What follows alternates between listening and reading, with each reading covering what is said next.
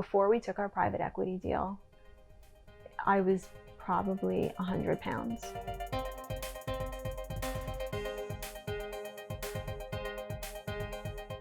At 20 years old, Heleyne dropped out of Monmouth University and became an account executive at Theory. From there, she landed top positions at J. Lindbergh and Miss 60, and then created her own clothing store, Cantaloupe, that would rival Intermix and Scoop. In 2013, the young fashion entrepreneur leveraged her experience to co-found the world-renowned luxury color cosmetics brand, Surrat Beauty. Surrat Beauty's do-it-yourself attitude is the embodiment of everything Heleyne believed in. Their products now sit on the shelves of Bergdorf Goodman, Neiman Marcus, Saks, Blue Mercury, and over 200 stores worldwide. I was about 20, and my good friend from high school calls me, and she's getting ready to graduate from Cornell. And she said, you know, my cousin works for Theory, and they're looking for sales assistants. Do you know anyone that might want to do that?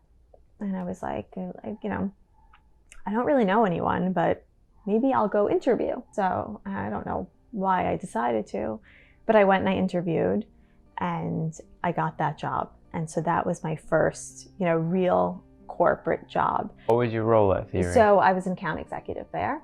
And so I dealt with the specialty stores on the East Coast and the Southwest. And I spent about a year there. I don't know if that's a short amount of time or a long amount of time, but I learned so much working in that one place because it was intense. Like if you got to work at 8 o'clock in the morning, you were already late. So that was my education, you know. And from there, I was recruited to a Swedish company. It was basically running sales for the US for the women's collection. We did, you know, at the time we were like dressing all the doormen at all of the cool clubs in the city, right? So we can get in anywhere. And there were all these parties and things and, you know, celebrities that were on the cusp of becoming really huge that we were dressing, because it was mainly known for being a men's brand. I handled the women's, but it was mainly known for men's. So we had all of this other stuff going on that I was exposed to. So then I went to a company called Miss 60, which was owned by, 60. They owned Energy Jeans, and it was an Italian denim company, and they were launching a new division there. And so I was hired to do sales for the US for that company. And I'd, at that point, had all of this experience kind of writing orders for all the buyers that would come in. So I knew everyone at that point. And it was kind of automatic, like, okay, what should I buy? And I would write all the orders and kind of knew what their budgets were. And at that point, I was dating my future husband, and he sees like the hours that I'm working and all of this stuff, and then I'm writing all of the orders. And he was in retail and was like, you have all this experience, and you know, all these stores and on the Upper East Side are like doing incredible volume. You're telling me that they're writing like $30,000 orders a month. Like there's a lot of business to be done there. Let's open a store. And we took a store on the corner of 74th and Lexington, which was like a prime location, but a lot of the stores were on 3rd Avenue. So it was like a little apart from everyone. So it stood alone. It was on a corner, and it was bright and colorful. And immediately we got a lot of press, and partially because the brands that I had credits in Vogue and different magazines, but they didn't have great distribution in the US. So they would name my store, which was Cantaloupe, they would name it for like available at. So before the store was even open, like while we were under construction, I'd have a waiting list for like this one dress from Australia that like people wanted because they saw it in Vogue. I hired the girl that did PR at J. Lindbergh, who I happened to go to sleepaway camp with also, that like ended up at this job with me at J. Lindbergh. And I was like, do you have any spare time? Will you do like freelance PR for me? And she did freelance PR for like a minimal amount. And she was like, okay, I got you a placement in Vogue, and they're coming to shoot like next week. So I was like, okay, that's really cool. So I opened the store, and it's really exciting, and we have great press, and Vogue is coming to do this shoot, and I'm like this 23-year-old kid, you know, and I have Scoop coming in and spying on the store, and Intermix, and all of these other places that are really established. I'm like, why do they care what I'm doing? But we had a lot of buzz. And so Vogue comes to shoot, and they send hair and makeup, and they send a makeup artist, and his name is Troy Surratt, and we become friendly, and this is in 2003. So, we meet, I get married, he does my wedding makeup, and we don't see each other for many years. I continue opening stores. I had the stores for a long time, and then in 2008, retail became really, really tough. So we made the decision to close the store, and then my father had called. He was doing beauty products and asked me to work on a particular project that was beauty related. So I was doing that. Through this, I was reintroduced to Troy, like we had reconnected. So his life partner was consulting with me on the hair care project because he was a celebrity hairstylist. And so in us working together, Troy would be around. And so we would start talking. And it was funny because through the years, ever since I had met him, I always had in the back of my mind, like, I'm gonna make makeup with that guy one day. He mentions to me, because he knows that I've started different businesses, that he had always wanted to do this brand of cosmetics that was all made in Japan, because he was really fascinated with Japanese beauty and the market that existed there and the innovation out there. And I was like, okay, let's do it. And he was a great product developer, right? Like conceptually, like knew from a makeup artist point of view what a pro would want in a product. And I really understood the consumer. The idea was, Japan has a dedication to uncompromising quality and innovation. It's embedded in who they are. So we'd have conversations like, okay, ideally, where would we price this? Who is it sitting with? And at some point during the process, Troy had asked me, will you be the CEO of the company? You run the business, I'll do the product. And that's kind of how we started.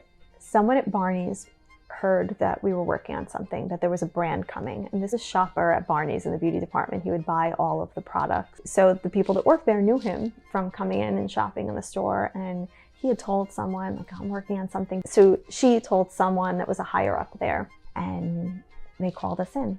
And so we didn't have any actual products, but we took this meeting with the, head of cosmetics, and they loved the concept. And again, it was all built around customization, meaning that we would sell these empty palettes and the client could come in and choose what blushes, shadows she wants, pop them into the compact, and it's all refillable. So you can build a palette of like whatever shadows and blushes you want, as opposed to going up to a counter, seeing like 4 eyeshadows that come together and like, this is the look for the season. So we go into Barneys and we show them this deck that we had. It wasn't any product. It was like, it's gonna look like this, but a little like this and like that. And they're like, we love it. And we're relaunching our beauty departments. We're renovating New York and Beverly Hills. We want you to go into 12 stores, and we want the exclusive for the first year in the United States. Can you make the timeline? Can you launch in 8 months, I think it was? And I was like, yeah, we can do it.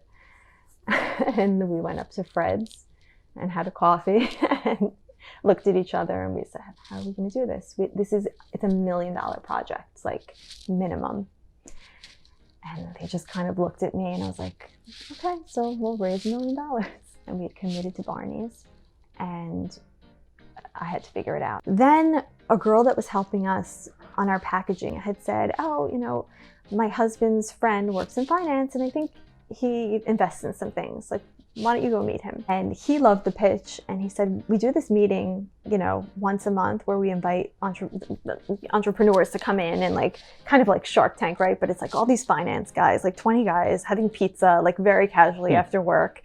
And like we go in and we're all dressed up, and we talk about what we're gonna do.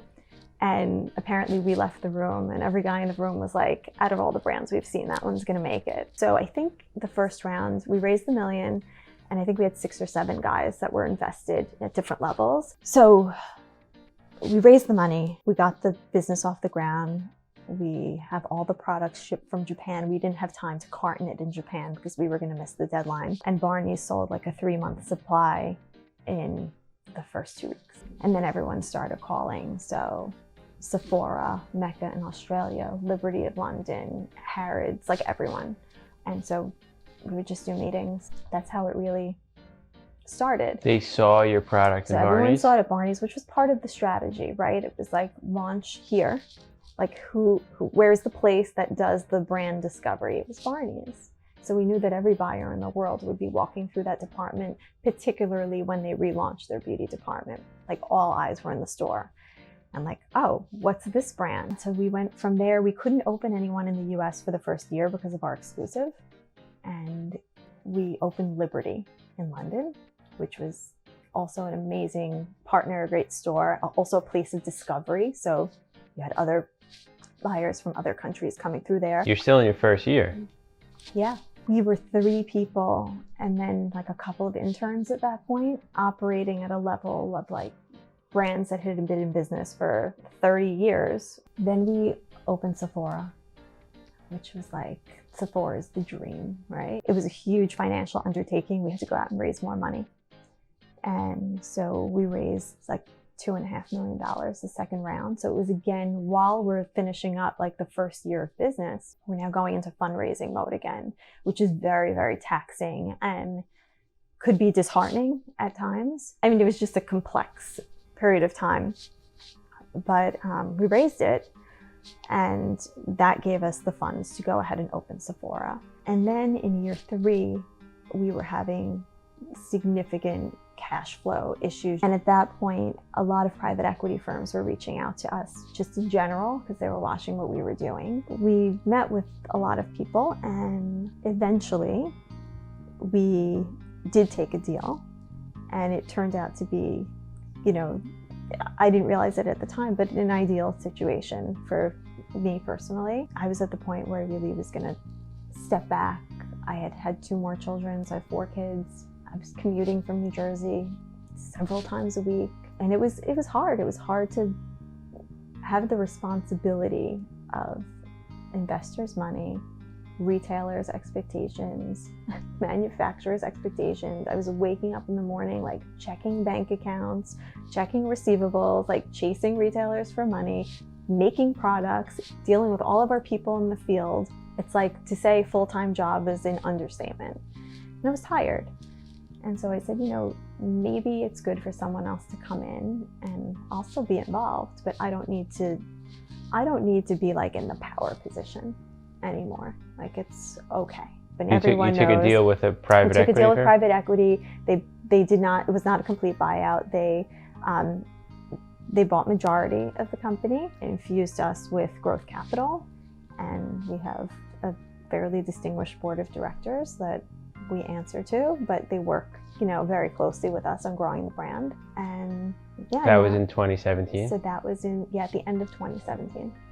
Yeah, so it's almost 3 years now. And then you stepped down as CEO. I stepped down as CEO when that happened. Our new president came in. She's still with us. It's just been a very nice change. Do you remember your biggest down moment over the years? My biggest challenge was really before we took our private equity deal.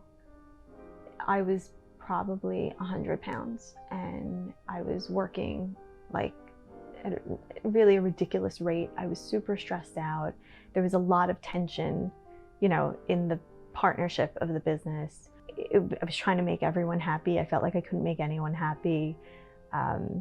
It was just hard. It was a really, really low point. I think that I probably felt like I was going to burst out crying at any given moment. And it was at one point where I literally just threw my hands up and said, like, I surrender this entire situation. Whatever is going to be is going to be. Either we're going to go out of business, or we're going to get some money and it's going to go in a different direction. So now 2020, how many stores are you guys in today? So I'd say we're in about 200 points of sale. You know, we're in Hong Kong, Germany, Sweden, we're really all over the world, but not saturated all over the world. So just like key stores, like there's a lot of opportunity still out there.